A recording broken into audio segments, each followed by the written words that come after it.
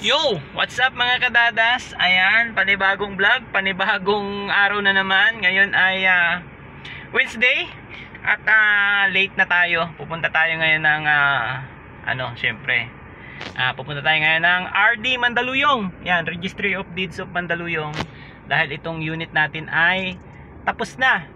So last January pa tapos to yung monthly amortization niya.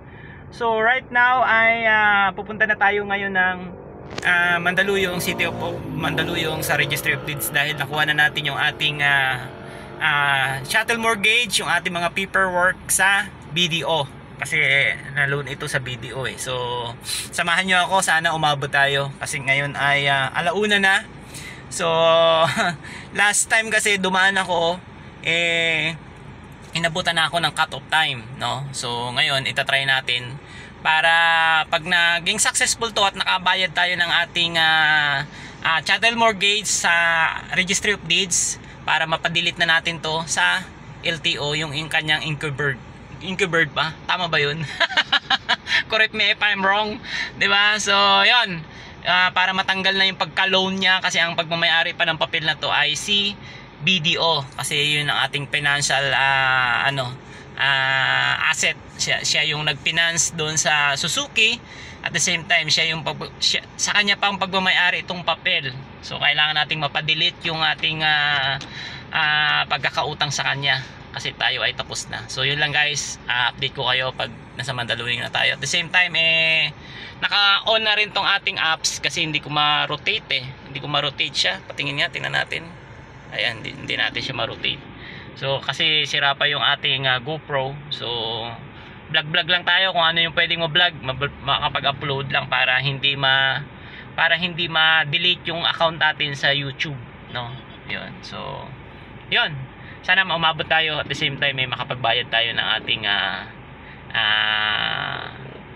babayaran sa RD o sa Registry of Deeds of Mandaluyong.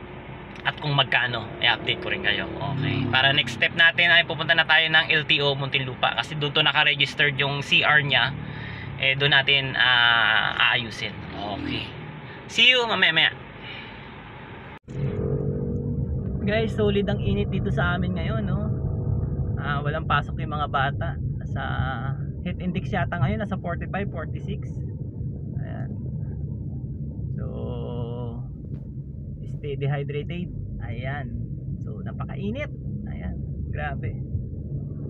Sobrang tirik ng araw. Okay. Update na lang ulit. Ayun guys, nandito na tayo sa Boni. Dito lang to sa may taas ng PS Bank yung RD. Ayan. So ang pinaka worst lang dito ay wala tayong parkingan. Ayan. Ayun yung Registry of Deeds. So dito lang tayo mag-hazard. Ayan. Update ko kayo kapag naging okay na. Ayan. So hanap muna tayo ng parkingan dyan. Ang hirap ng nakaano ka lang hindi naka GoPro hindi yayamanin Ayan.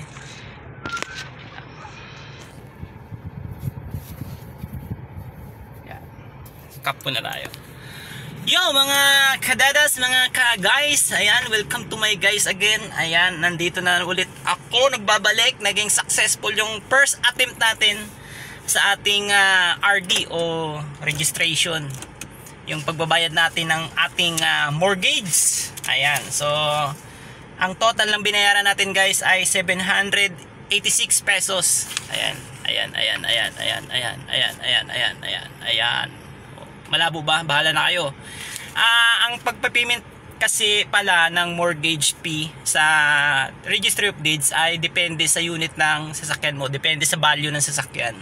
So doon siya nag-i-initiate kung magkano, kung luxury yung vehicles mo or even mahal, mas mahal yung babayaran mong registration na pagbabayad sa Registry of Deeds para dito sa ating mortgage. Ayun. So depende sa unit, depende sa value ng unit ng sasakyan ninyo, doon babangga yung total of payment. So yun lang mga kadadas, mga kagulong. So babalik tayo next week on March 14 para makuha natin yung certificate. Yun naman ay papunta tayo sa LTO. So step by step lang. At ngayon naging successful yung unang attempt natin, yung unang step natin dito sa ating pagka-cancellation ng ating unit dito sa ating sasakyan. So para ma-clear na siya, para kapag napalitan na yung ating CR, legit na, nasa atin talaga na. Pagmamay-ari na natin mga guys. Diba? Ang sarap sa pakiramdam guys. Almost 60 months na hirap at tiyaga na binayaran natin sa bangko. Wala tayong delay. Siyempre credit sa aking misis kay Nana's Life dahil sa pagtsatsaga niya. Siyempre both of us dahil sa pagtsatsaga namin dalawa. At tapos na si Mr. D. Ayan, so panibagong achievement na naman tayo ngayon. Nagpaplano pa kami. Hindi ko pa sasabihin kung kailan, basta may pagpaplano pa. Pero soon, abangan natin kung ano yung susunod na magiging unit namin ni Nana's Life. Sana, praise God, diba? And God's will. Dapat palagi tayo nakadepende kay Lord. Ayan, so, yun lang. Hanggang sa muli nating pagbablog. Stay tuned. Bye-bye.